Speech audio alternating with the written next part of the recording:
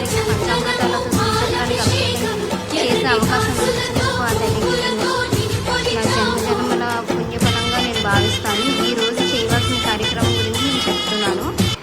పంచామృతానికి కావాల్సిన పదార్థాలు: పాలు, పెరుగు, తేనె, నెయ్యి, గంధం, పాలు, పెరుగు, కుంకుమ, పువ్వులు, అమ్మవారికి అభిషేకం శ్రీచక్రం అభిషేకం చేయడానికి ముందుగా అమ్మవారికి పాలతో అభిషేకం చేయాలి. పాలతో అభిషేకం చేసి తర్వాత చెరుని